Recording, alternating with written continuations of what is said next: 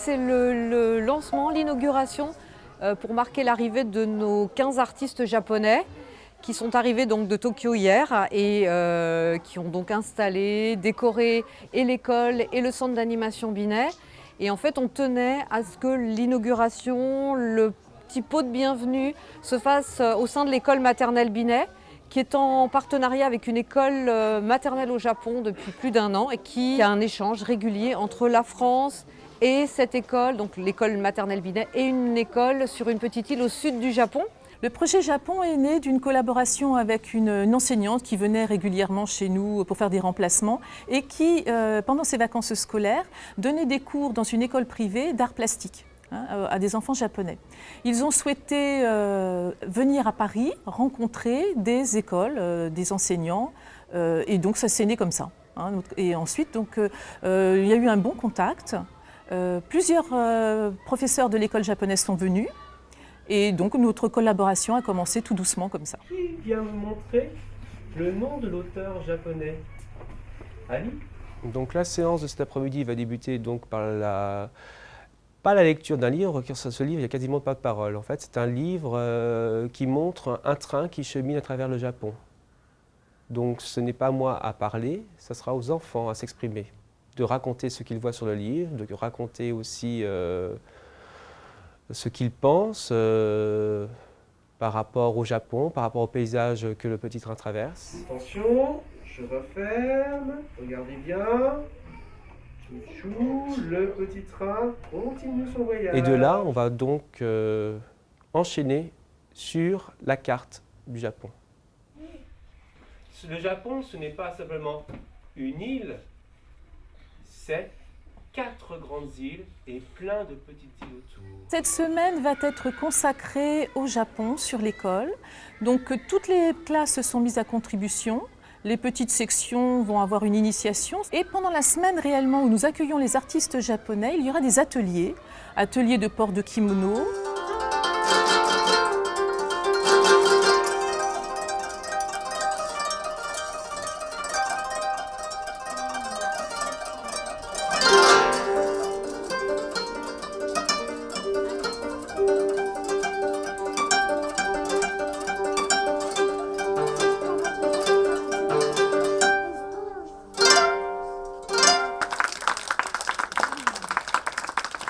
Atelier de fabrication de sushis.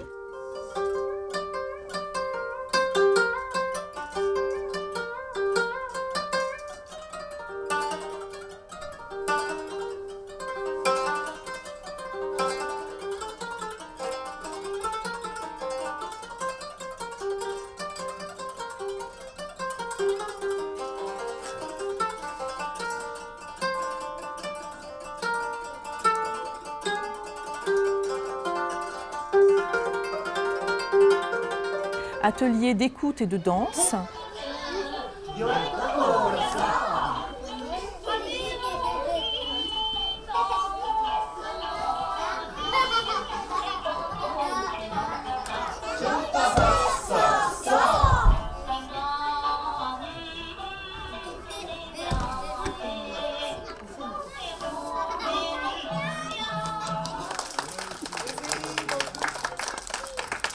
Atelier évidemment calligraphie.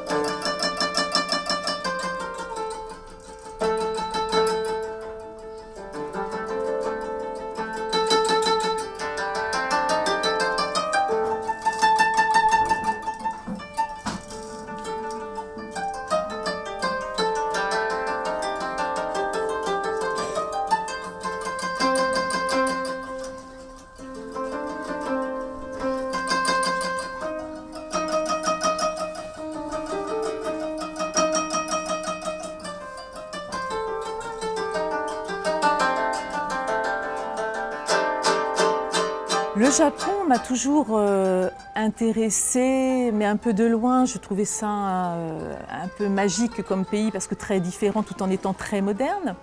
Et puis là, cette opportunité, c'était pas possible de passer à côté. Et du coup, ça a été vraiment un engouement. Du coup, chez moi, j'ai plein de livres sur le Japon. Dès que je vois quelque chose sur le Japon, je regarde même les informations concernant le Japon. Forcément, ça crée une envie, des liens avec un pays qu'on connaît mal. En plus, ils ont eu des événements extrêmement tristes. Ça nous a forcément beaucoup touchés. Donc voilà, c'est la même chose, c'est finalement comme les enfants.